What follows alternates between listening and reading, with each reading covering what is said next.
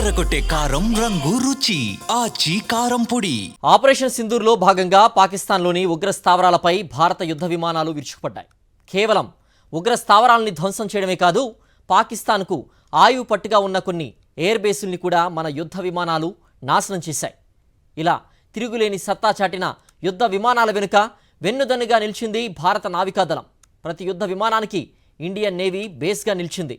బంగ్లాదేశ్ సంక్షోభం, పాకిస్తాన్ యుద్ధాల నుంచి ఆపరేషన్ సింధూర్ వరకు ప్రతి సంక్షోభంలో భారత నావికాదళం గొప్ప పాత్రను పోషించింది. ఇంతకీ మన నేవీ సామర్థ్యం ఏంటి? వరల్డ్ మ్యాప్లో ఇండియన్ నేవీ స్థానం ఎక్కడ? సాక్షి స్పెషల్ ఎడిషన్. ఆపరేషన్ సింధూర్తో భారత నౌకాదళ సామర్థ్యం ప్రపంచానికి తెలిసొచ్చింది. అందుకే దీపావళి వేడుకల్ని ఇండియన్ నేవీతో కలిసి ప్రత్యేకంగా సెలబ్రేట్ చేసుకున్నారు ప్రధాని మోదీ. మరీ ముఖ్యంగా ఐఎన్ఎస్ విక్రాంత్పై మోదీ వేడుక చేసుకున్నారు. నేవీ సిబ్బందికి స్వీట్స్ తినిపించారు, దేశభక్తి గీతాలు ఆలపించారు, వాళ్ళలో కొత్త ఉత్సాహాన్ని నింపారు. దీపావళి పర్వదినాన ప్రధాని నరేంద్ర మోదీ కాస్త వినూత్నంగా దీపావళి సంబరాలు జరుపుకున్నారు. సముద్రం మధ్యలో గర్వంగా కొలువుదీరిన ఐఎన్ఎస్ విక్రాంత్పై ఆయన దిగారు. ఆయన ప్రయాణించిన ప్రత్యేక హెలికాప్టర్ నేరుగా ఐఎన్ఎస్ విక్రాంత్పై ల్యాండ్ అయింది. దిగిన వెంటనే విక్రాంత్ ప్రధాన సిబ్బందితో ప్రధాని ఫోటోలు దిగారు. విక్రాంత్ యుద్ధ నౌక బేస్ పై అన్ని వైపులు తిరిగి నౌకను పరిశీలించారు. తను ధరించిన టోపీని గాల్లో ఊపుతూ విజయ సంకేతం చూపించారు. ఐఎన్ఎస్ విక్రాంత్ పై నుంచి గాల్లోకి లేచిన రఫేల్ యుద్ధ విమానాలకు ఆల్ ది బెస్ట్ చెప్పారు. తన కోసం యుద్ధ విన్యాసాలకు సిద్ధమైన పైలట్లకు అభినందనలు తెలిపారు.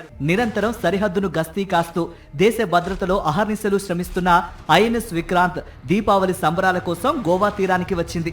ప్రధాని మోదీ అక్కడే విక్రాంత్లో అడుగు పెట్టారు. వైమానిక నావికాదళ సిబ్బంది నుంచి గౌరవ వందనం స్వీకరించారు. దీపావళి సందర్భంగా ఐఎన్ఎస్ విక్రాంత్ సిబ్బందికి శుభాకాంక్షలు తెలిపారు మోదీ. కొంతమందికి తనే స్వయంగా స్వీట్లు తినిపించారు. ప్రధాని రాకతో నౌకాదళ సిబ్బందిలో కొత్త ఉత్సాహం వచ్చింది. దేశభక్తి గీతాలు ఆలపించి తమ సంతోషాన్ని, దేశభక్తిని చాటుకున్నారు. కొన్ని పాటలకు నౌకాదళ సిబ్బందితో కలిసి ప్రధాని గొంతు కలిపారు. సాయంత్రమైంది. ప్రధాని కోసం యుద్ధ నౌకలు అరేబియా సముద్రంలో క్యూ కట్టాయి. ఐఎన్ఎస్ విక్రాంత్ చుట్టూ పరేడ్గా ఏర్పడ్డాయి. ఇక భారత అమ్ముల పొదిలో కీలకమైన యుద్ధ విమానాలు, హెలికాప్టర్లతో అసలైన విన్యాసాలు మొదలయ్యాయి. నిప్పులు కురిపిస్తూ ఫైటర్ జెట్లు గాల్లో దూసుకుపోతూ ఉంటే ప్రధాని మోదీ ఆసక్తిగా తిలకించారు. ఆ తరువాత సైనికులతో కలిసి నినాదాలు కూడా చేశారు. అనంతరం నౌకాదళం ఏర్పాటు చేసిన ప్రత్యేక విందులో పాల్గొన్నారు మోదీ. దీపావళి సంబరాల్ని నౌకాదళ సిబ్బందితో జరుపుకోవడంతో భారత్కు నేవీ ఎంత కీలకమో చాటి చెప్పారు ప్రధాని మోదీ. ఇంతకీ భారత ప్రధాని ఐఎన్ఎస్ విక్రాంత్ పైన ఎందుకు సంబరాలు చేసుకున్నారు? మనకు చాలా యుద్ధ నౌకలు ఉన్నాయి కదా, అన్నింటినీ పక్కన పెట్టి విక్రాంత్ పైనే మోదీ ఎందుకంత ప్రత్యేక ఆసక్తి చూపించారు? ఐఎన్ఎస్ విక్రాంత్ ఎందుకంత స్పెషల్? భారత్తో దాడికి ప్రయత్నించిన పాకిస్తాన్కు చావు దెబ్బ. కరాచీ సీపోర్టుపై భారత్ విరుచుకుపడింది. కరాచీ సీపోర్ట్ ను భారత్ నేవీ ధ్వంసం చేసింది. ఐఎన్ఎస్ విక్రాంత్ నుంచి డ్రోన్లు, మిస్సైళ్లు ప్రయోగించి కరాచీ పోర్టును ధ్వంసం చేశారు. 10 పాక్ కార్గో నౌకలను ధ్వంసం చేసింది భారత నౌకాదళం. 1971 తర్వాత కరాచీ సీపోర్టుపై భారత్ భీకర దాడి చేయగా ఇందులో ఐఎన్ఎస్ విక్రాంత్ కీలక పాత్ర పోషించింది. భారత సైన్యం కోసం ఎంతో ప్రతిష్టాత్మకంగా రూపొందించిన విమాన వాహక నౌక ఐఎన్ఎస్ విక్రాంత్ 2022 సెప్టెంబర్ 2న భారత నావికాదళంలోకి ప్రవేశించింది. ఈ బాహుబలి నౌక పూర్తి స్వదేశీ పరిజ్ఞానంతో రూపొందించిన భారీ యుద్ధ నౌక ఇది. 1961 నుంచి 1997 మధ్య కాలంలో భారత నౌకాదళానికి సేవలందించిన పాత ఐఎన్ఎస్ విక్రాంత్కు నివాళిగా ఈ అత్యాధునిక యుద్ధ నౌకకు ఐఎన్ఎస్ విక్రాంత్ అని పేరు పెట్టారు. ఆత్మ నిర్భర భారత్ లక్ష్యంలో భాగంగా పూర్తి స్వదేశీ పరిజ్ఞానంతో దీన్ని రూపొందించారు. భారత రక్షణ రంగంలో నవశకానికి నాంది ఐఎన్ఎస్ విక్రాంత్. అతివేగంగా శత్రు లక్ష్యాలపై దాడి చేయటం దీని ప్రత్యేకత. లైట్ కాంబాట్ ఎయిర్ క్రాఫ్ట్ ల్యాండ్ అయ్యే సదుపాయం ఇందులో ఉంది. కేరళలో కొచ్చిన్ షిప్ యార్డ్ లిమిటెడ్ లో 45,000 టన్నుల బరువున్న ఈ నౌకను 20,000 కోట్ల వ్యయంతో నిర్మించారు. దీని పొడవు 267 మీటర్లు, వెడల్పు 62 మీటర్లు. ఇది గంటకు 28 నాటికల్ మైళ్ల వేగంతో ప్రయాణిస్తుంది. ఏకదాటిగా 7,500 నాటికల్ మైళ్లు ప్రయాణించగలదు. దీన్ని నీటిపై తేలియాడే నగరంగా చెప్పవచ్చు. ఇందులో 18 అంతస్తులున్నాయి. 2 ఫుట్బాల్ గ్రౌండ్స్ ఎంత ఉంటాయో అంత పరిమాణంలో ఇది ఉంటుంది. ఇందులో మొత్తం 2,400 కంపార్ట్మెంట్లున్నాయి. మొత్తంగా 1,600 మంది సిబ్బంది ఇందులో ఉంటారు. ఇందులో మహిళా ఆఫీసర్లకు ప్రత్యేకంగా క్యాబిన్లున్నాయి. అంతేకాదు పూర్తి స్థాయిలో మెడికల్ యూనిట్లు ఉన్న ఏకైక విమాన వాహక యుద్ధ నౌక ఇది. ఐఎన్ఎస్ విక్రాంత్ నుంచి 30 యుద్ధ విమానాలను ఏకకాలంలో నిర్వహించవచ్చు. MiG-29K ఫైటర్ జెట్లు, కమావ్ 31, HR-60R హెలికాప్టర్లు దీనిపై కొలువుదీరాయి. అంతేకాదు ఈ నౌక నుంచి 64 బరాక్ క్షిపణుల్ని ప్రయోగించవచ్చు. అత్యాధునిక శక్తివంతమైన బ్రహ్మోస్ క్షిపణుల్ని ప్రయోగించే ఫెసిలిటీ కూడా ఐఎన్ఎస్ విక్రాంత్ కుంది. దీనికి తోడు తనను తాను కాపాడుకునే అత్యాధునిక రక్షణ వ్యవస్థ కూడా ఇందులో ఉంది. శత్రు దేశాల రాడార్లకు చిక్కకుండా సముద్రంలో దూసుకుపోగలదు ఐఎన్ఎస్ విక్రాంత్. ఇప్పటి వరకు America, Russia, Britain, France, China మాత్రమే విమాన వాహక నౌకలను నిర్మించే సామర్థ్యం కలిగి ఉండగా ఐఎన్ఎస్ విక్రాంత్ నిర్మాణంతో భారత్ ఆ దేశాల సరసన నిలిచింది. విక్రాంత్ లో అత్యధిక శాతం దేశీయంగా తయారైన పరికరాలనే వినియోగించారు. దీంతో తక్కువ ఖర్చులో యుద్ధ నౌకలు తయారు చేసి ఇచ్చే మార్కెట్లోకి సక్సెస్ఫుల్ గా ఎంటర్ అయింది భారత్. ఆపరేషన్ సింధూర్ తర్వాత ఐఎన్ఎస్ విక్రాంత్ లాంటి యుద్ధ నౌకలను సమకూర్చుకోవాలని చాలా దేశాలు చూస్తున్నాయి. అలాంటి దేశాలకు గమ్యస్థానంగా మారింది ఇండియా. ఆయుధాల్లో కానీ ఆలోచనల్లో కానీ రణతంత్రపు ఎత్తుల్లో తిరుగులేని శక్తిగా ఎదుగుతోంది భారత్. భూమి మీద, నీటి మీద, గాలిలోనూ కూడా అజేయ శక్తిగా కొనసాగుతోంది. వైమానిక దాడులతో ఉగ్ర స్థావరాల్ని నేలమట్టం చేసి గగన తలంలో సత్తా చాటింది భారత్. పాక్ పిచ్చి వేషాలు వేస్తే చావు దెబ్బ తీయడానికి అరేబియా సముద్రంలో సిద్ధంగా ఉంది ఐఎన్ఎస్ విక్రాంత్. 1971లో జలమార్గంలో పాకిస్తాన్ను మళ్లీ లేవకుండా కొట్టిన ఘన చరిత్ర భారత నావికాదళానిది. ఇప్పుడు మరోసారి అటువంటి అవసరమే వస్తే పాకిస్తాన్ను నామరూపాలు లేకుండా చేయడానికి నేను రెడీ అంటోంది ఇండియన్ నేవీ. ఘనమైన చరిత్ర భారత నౌకాదళం సొంతం.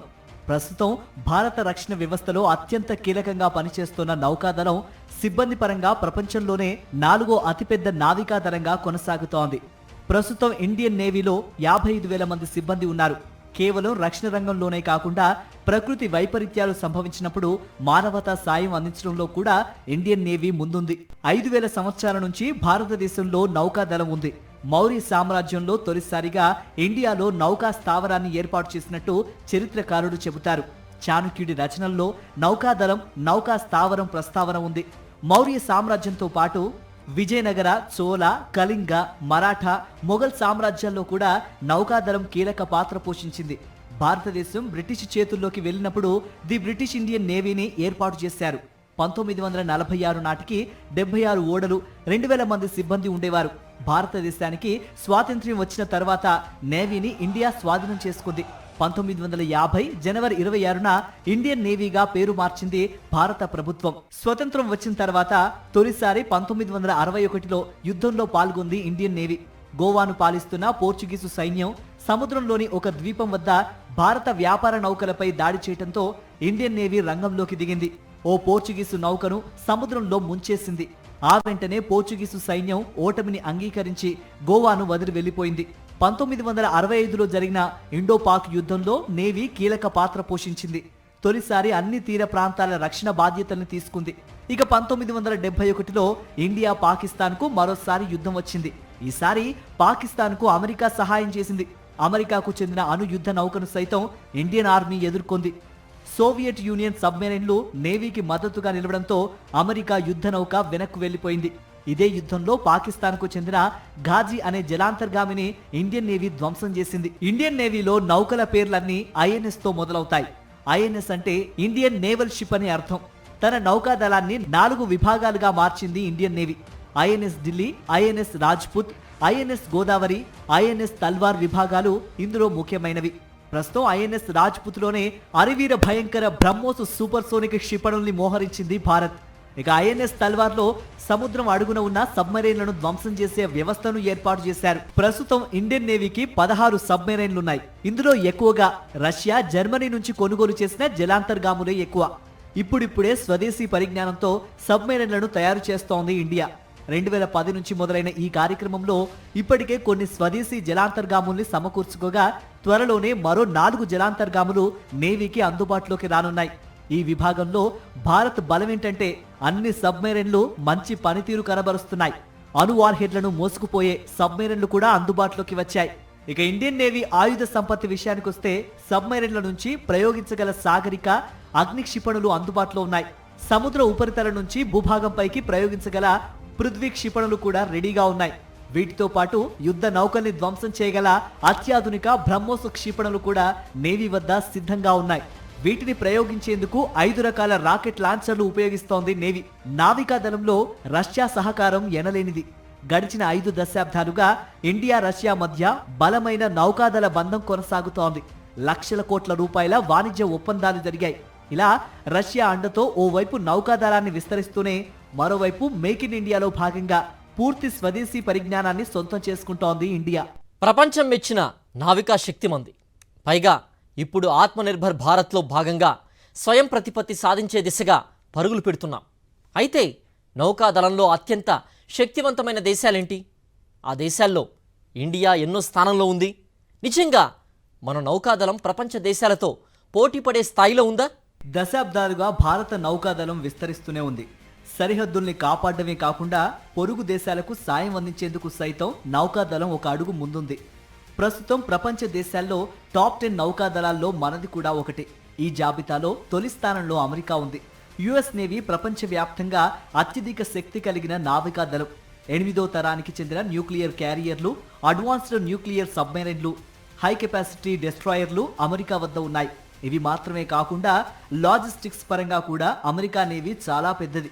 మొత్తం సైనిక సంపత్తిని ఏకకాలంలో షిఫ్ట్ చేయగల సామర్థ్యం యుఎస్ నేవీకి ఉంది. అత్యాధునిక సెన్సార్లు, కమ్యూనికేషన్ వ్యవస్థలు అమెరికా ప్రత్యేకత. అమెరికా తర్వాత ఆ స్థాయిలో నౌకాదళ సామర్థ్యం కలిగిన దేశం చైనా. సిబ్బంది పరంగా ప్రపంచంలోనే అతిపెద్ద నావికాదళం చైనా సొంతం. గడిచిన 15 ఏళ్లుగా నౌకాదళంపై విపరీతంగా పెట్టుబడులు పెడుతోంది చైనా. అత్యాధునిక యుద్ధ నౌకలు, వాహక నౌకల్ని తయారు చేసి ఇండో పసిఫిక్, సౌత్ చైనా సముద్రాల్లో మోహరించింది. కొన్ని విభాగాల్లో అమెరికా నేవీ కంటే బలంగా ఉంది చైనా నావికాదళం. ఇప్పటికీ చైనా తన నావికాదళాన్ని విస్తరిస్తూనే ఉంది. ఇక 3వ స్థానంలో రష్యా నిలిచింది. నిజానికి అమెరికా తర్వాత స్థానం రష్యాదే. ఎప్పుడైతే సోవియట్ యూనియన్ విచ్ఛిన్నమైందో నౌకాదళంపై రష్యా తన ఫోకస్ తగ్గించింది. ఫలితంగా రష్యాను చైనా అధిగమించింది. అయినప్పటికీ ప్రపంచ దేశాల్లో బలీయమైన నేవీగా కొనసాగుతోంది రష్యా. ఈ దేశం వద్ద ఉన్న అత్యాధునిక సబ్మెరైన్లు అమెరికా, చైనాల వద్ద కూడా లేవు. నల్ల సముద్రం, మధ్యధరా సముద్రం, ఆర్కిటిక్ మహాసముద్రంలో రష్యా తన నౌకాదళాన్ని ఎక్కువగా మోహరించింది. ఇక 4వ స్థానంలో ఇండోనేషియన్ నేవీ ఉంది. సువిశాలమైన సాగర తీరం, నదీ గర్భాలు, సముద్ర మార్గాలు కలిగి ఉండటం వల్ల ఎక్కువగా నౌకాదళాన్ని విస్తరించింది ఇండోనేషియా. రాజకీయ, ప్రాదేశిక జలాల సరిహద్దు సమస్యల వల్ల నౌకాదళంపై ఈ దేశం అధికంగా ఖర్చు చేయాల్సి వస్తోంది. ఫ్రాన్స్, అమెరికా నుంచి ఎక్కువగా కొనుగోలు చేస్తోంది. ఇక 5వ స్థానంలో దక్షిణ కొరియా, 6వ స్థానంలో జపాన్ అత్యుత్తమ నౌకా సామర్థ్యాన్ని కలిగి ఉన్నాయి. ప్రపంచంలోనే అత్యధిక నౌకాదళ సామర్థ్యం కలిగిన దేశాల్లో 7వ స్థానంలో ఉంది భారత్. హిందూ మహాసముద్రం, అరేబియా మహాసముద్రంలో వ్యూహాత్మకంగా వ్యవహరించడానికి ఇండియన్ నేవీ కృషి చేస్తోంది.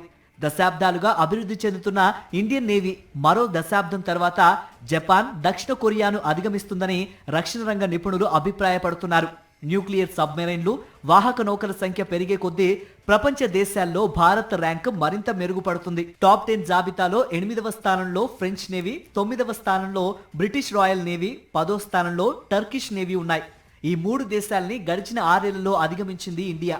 ఇది వాల్చి స్పెషల్ ఫోకస్. Stay tuned.